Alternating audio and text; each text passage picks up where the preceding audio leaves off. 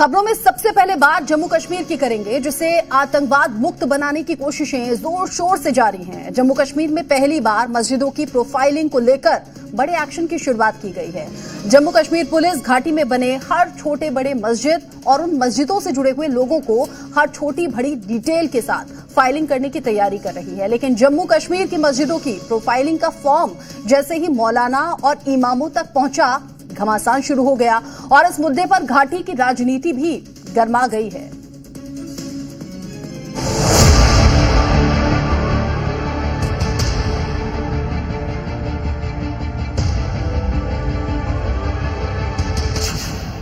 अब जम्मू कश्मीर में मस्जिदों की प्रोफाइलिंग, मौलाना और इमामों का डिटेल वेरिफिकेशन, घाटी में सरकार का एक्शन, सियासी टेंशन। कश्मीर में आतंकवादियों के मददगार सरकारी कर्मचारियों को नौकरी से निकाले जाने और पुलिस की तरफ से घाटी की मस्जिदों को दी जा रही प्रोफाइलिंग से विवाद बढ़ गया। जम्मू और कश्मीर पुलिस ने मस्जिदों के बारे में पूरी जानकारी इकट्ठा करने के लिए घाटी भर में एक एक्सरसाइज शुरू कर दी है। इसके तहत कई मस्जिदों और मस्जिद से जुड़े लोगों को 4 पेज का एक फॉर्म दिया गया है, जिसे कश्मीर के अलग अलग इलाकों की कई मस्जिदों में भेजा गया। फॉर्म के जरिए मस्जिदों से जुड़ी जानकारी और मैनेजमेंट से जुड़े लोगों की छोटी से छोटी डिटेल ली जाएगी। घाटी की सुरक्षा को ध्यान में रखकर हो रही इस एक्सरसाइज की शुरुआत ने मुल्ला मौलवियों की टेंशन बढ़ा दी है। इमामों का जहाँ तक ताल्लुक है, ये एक कायद हैं, ये एक लीडर होता है, ये एक बड़ा मुअज़्ज़म पेशा है और मुअज़्ज़ज़ आदमी होता है समाज का। लेकिन इसको भी आज यानी कि ये लोग आम लोगों की तरह इसको भी देख रहे हैं।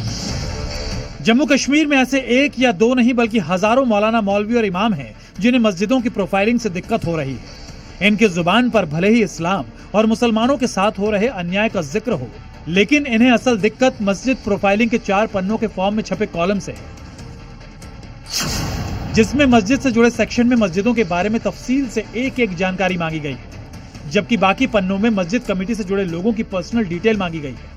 इन पन्नों के जरिए मस्जिद कमेटी से जुड़े लोगों की डिटेल के साथ साथ पहचान साबित करने वाले हर डॉक्यूमेंट की डिटेल शामिल है। फॉर्म में मस्जिदों से जुड़े लोगों से उनके परिवार की डिटेल्स देने के लिए भी कहा गया है।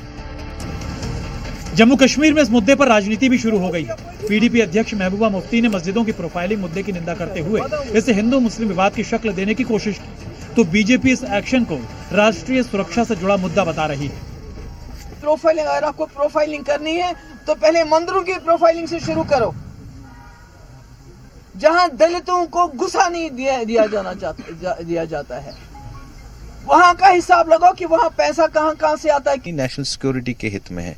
हिंदुस्तान में सारे मजहब बसते हैं और मिलजुल के बसते हैं, चाहे वो हिंदू है, चाहे मुसलमान है, चाहे और कोई धर्म है।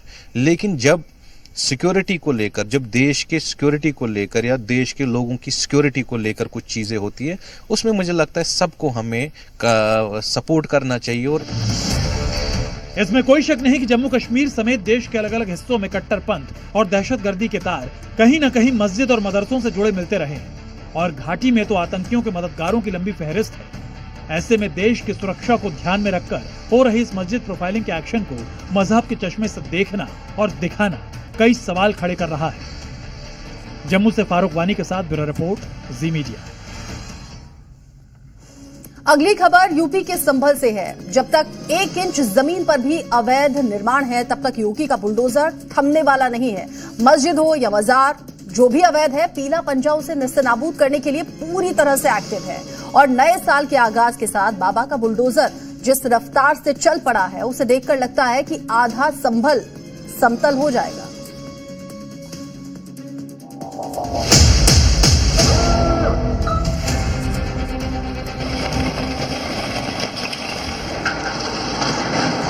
बुलडोजर जैसी क्षमता और दृढ़ प्रतिज्ञा जिसमें हो, वही बुलडोजर चला सकता है। तारीख 24 नवंबर 2024, जगह संभल।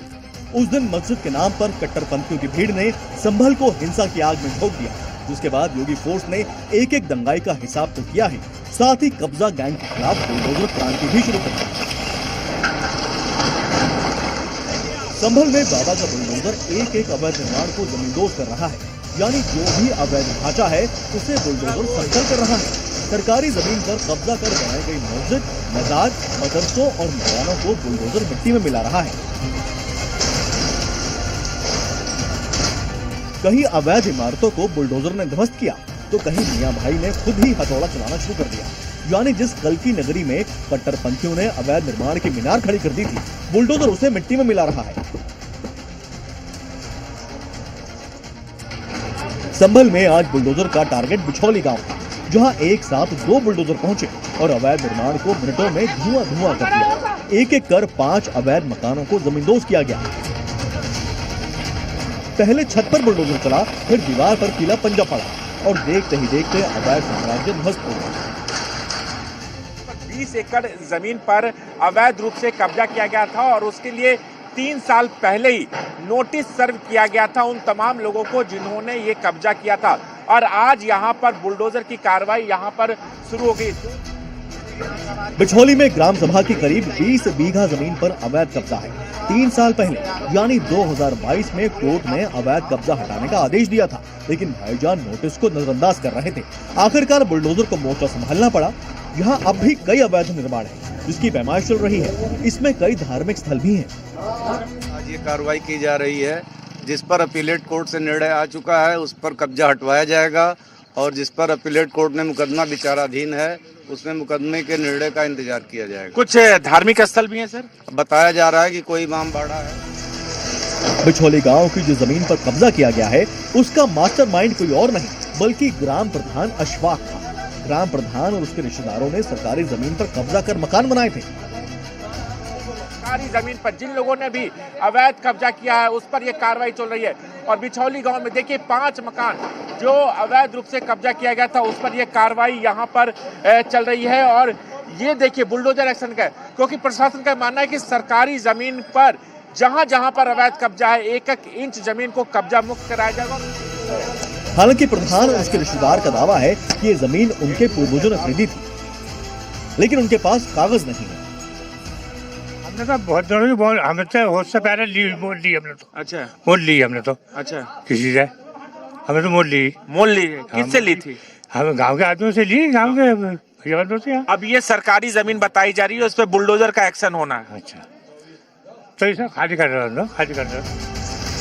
संभल में 2025 में जो बुलडोजर एक्शन शुरू हुआ वो 2026 में टॉप स्पीड पर है। इस साल के 2 हफ्ते में संभल के अलग अलग जगहों पर 4 दिन बुलडोजर चल चुका है। 12 जनवरी सिरसी में सरकारी जमीन से कब्जा हटाया। 6 जनवरी को राया बुजुर्ग में तालाब की जमीन कब्जा मुक्त की गई। 4 जनवरी को हाजीपुर राया बुजुर्ग में अवैध मस्जिद मदरसे ध्वस्त किए गए। 3 जनवरी को धकतौड़ में तालाब की जमीन पर बने मकान जमींदोज किए गए। ये आंकड़े बताते हैं कि संभल अवैध निर्माण का गढ़ बन चुका है, मगर जिस रफ्तार से बाबा का बुलडोजर चल रहा है वो दिन दूर नहीं जब पूरा संभल अवैध कब्जे से मुक्त होकर अपने पौराणिक अवतार में नजर आएगा। संभल से राजू राज के साथ ब्यूरो रिपोर्ट, जी मीडिया।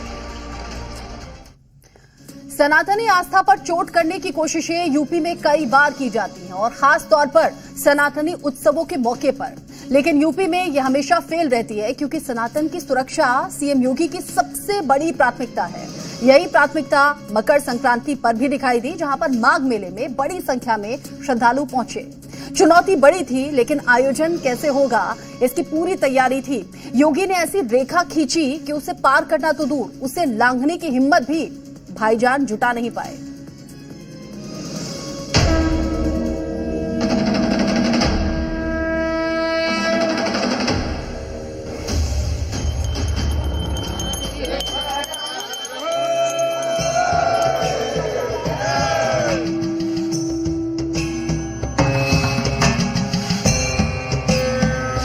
हरिये सबकी बिरह को करो कृपा सरकार, दीन बंधु प्रलयंकर, जय जय परम उदार।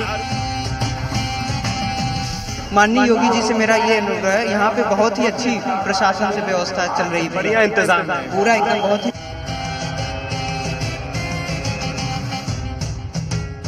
ऐसे ही पूरी दुनिया के अंदर सनातन का झंडा अपने आप गूंजता हुआ दिखाई देगा। सनातन का झंडा दुनिया में शान से लहराए, ये योगी का प्रण है।